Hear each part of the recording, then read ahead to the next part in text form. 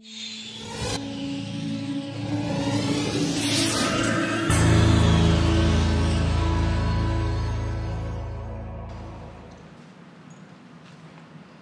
are a divided people. You know this.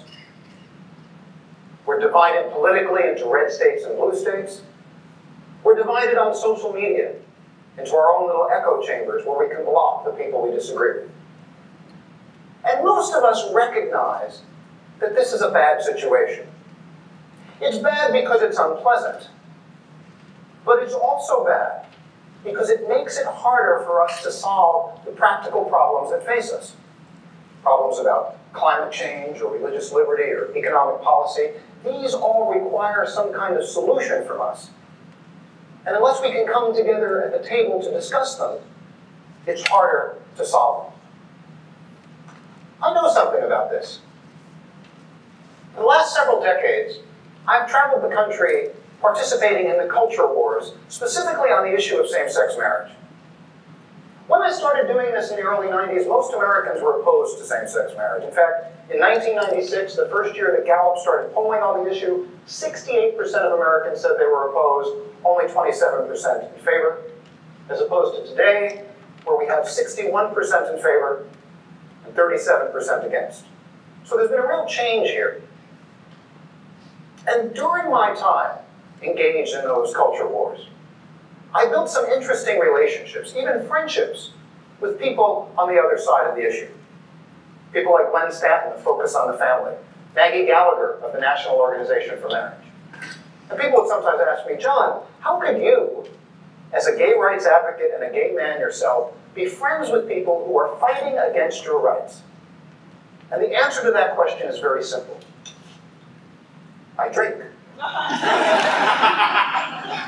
No, the answer to that question is that I recognize that we all have to share the world together.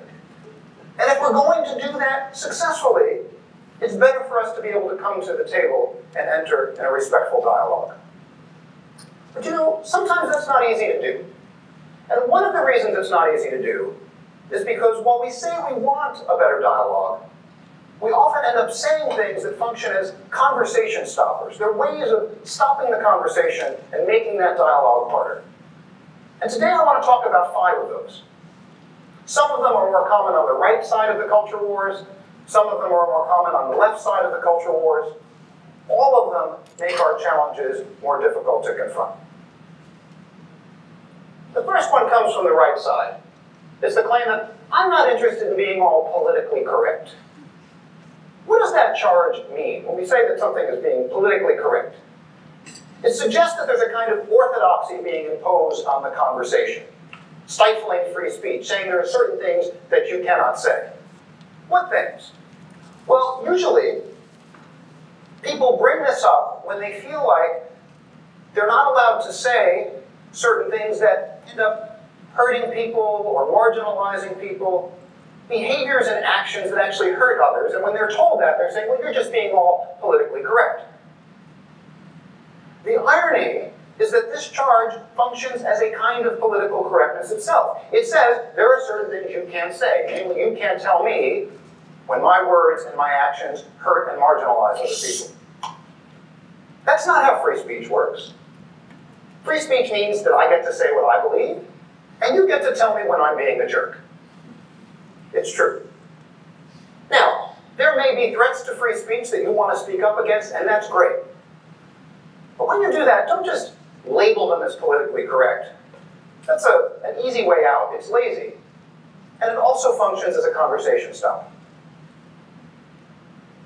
Now, while the right tends to use this charge of political correctness, the left sometimes uses the charge of bigotry to stop the conversation.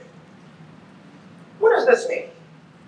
Well, Webster tells us that a bigot is a person who is obstinately or intolerantly devoted to his or her own opinions and prejudices. How many of you have beliefs that you are stubbornly devoted to? Raise your hand. Beliefs that you're stubbornly, you hold close. All of us do. And if I agree with those, I'm going to call them convictions. If I disagree with them in a certain way, I may call them bigotry. In what way? Well, when I call a view bigoted, I'm not just saying that it's wrong. I'm saying that it doesn't even belong at the table. It doesn't even belong as part of polite conversation. It's beyond the pale. Well, that claim is a conversation stopper, if anything is. Now, granted, sometimes this is the appropriate stance to take. There are some views that are so bad that the only appropriate response is shunning, not engagement. But we ought to use that stance sparingly. If we dial every conflict up to the outrage level, that's not just going to get us all worked up. It's also going to make it harder for us to have productive dialogue with the movable middle. It's a conversation stopper. Now, back over on the right, we sometimes hear people say, well, look, these are not my claims, they're God's claims. That is, people hide their fallible prejudices behind claims about an infallible God. This also functions as a kind of conversation stopper. I used to get this a lot in the marriage debate. Sometimes I would be invited to debate local pastors. I have nothing against pastors, but it was too easy for some of them to frame things in the following way. They'd say, here's what John Corvino says about homosexuality, and here's what God says about homosexuality. How am I going to win that? Think about this for just a second. John Corvino has a PhD in philosophy. God is omniscient. I can't, right? I cannot win that. And of course, I'd have to explain to people, it's not what John Corvino says versus what God says. It's two human beings up on the stage, each trying to get at the truth. Believing in an infallible God does not make us infallible. And any honest look at history tells us we should be careful when people become too confident that they speak directly for God. That's a way of kind of opting out of responsibility for the conversation. It's a conversation stopper. Now, what's interesting is that on the left, people do almost the opposite. Instead of trying to make their claims infallible, they want to avoid making claims about truth at all, particularly about moral truth. And I sometimes hear people say things like, morality is a private matter, you shouldn't judge other people. You shouldn't judge other people. What does that mean? Does it mean we shouldn't go around wagging our finger in people's faces? Well, of course. Nobody likes a know-it-all. But does it mean we should never make judgments about what other people are doing? Isn't that part of being a morally responsible adult in the world? Looking at other people's successes and failures? Adjusting our own lives in response to that? Isn't it part of our moral responsibility to figure out what kinds of things we want to encourage, what kinds of things we will merely tolerate, and what kinds of things we must absolutely forbid? And I sometimes hear well-meaning fellow liberals, and I think it is well-meaning, it comes from a place of humility, twist themselves into pretzels trying to be non-judgmental. I once had a student do this. He kept talking about what's true for you and true for me, and what's right for you and what's right for me. And he said, you can't really make any moral claims because what's right for me may not be right for you. And he wrote a paper on this, and I gave it an F. And he was kind of upset about this. He came into my office. He said, I worked really hard on this paper. Why did you give it an F? And I said, well, I graded this paper the way I grade all my papers. I stand at the top of the staircase and I throw the papers down the stairs. First few stairs get A's, then B's, put a long, heavy paper down to the bottom of the stairs. It gets an F. And he said, but that's not right. And I said, that's not right for you. Okay, I didn't really do that, but if I had tenure, I would have. I have tenure now, so watch out. Now, what does this story teach us? It teaches us that morality is not just a private matter, it's about how we treat one another. It's about things like fairness, things like justice. And when we make moral claims, we're making claims about how things ought to be out there in the world. And if you say, well, no, you can't make those claims, you shouldn't judge people, it's a private matter, it stops the conversation. Now, many of the conversation stoppers I've looked at have been on one side or the other, but there's one conversation stopper that I think of as an all-purpose conversation stopper. People all over the political spectrum use it. They say, that's just your opinion. Now, my first inclination when I hear this as a philosophy professor is to want to give a very technical, philosophical response to this claim, that's just your opinion, which is, duh. Of course it's my opinion, I'm the one talking. Whose opinion would it be? That doesn't say anything about whether it's a reasonable opinion or an unreasonable one, whether it's one that you ought to adopt or one that you ought to reject. Not all opinions are created equal. Some are thoughtful, backed up by good evidence. Some are unreasonable, biased, even silly. And I think part of the problem that we face here is that there are a number of different distinctions in the neighborhood, and people tend to jumble them together, and then they get all confused and they say, well, that's just your opinion. One of those distinctions, it's a very important distinction, it's the fact-value distinction. And when we're talking about moral issues, of course, that distinction comes up. Factual claims, claims about the way the world is. Value claims, claims about the way the world ought to be.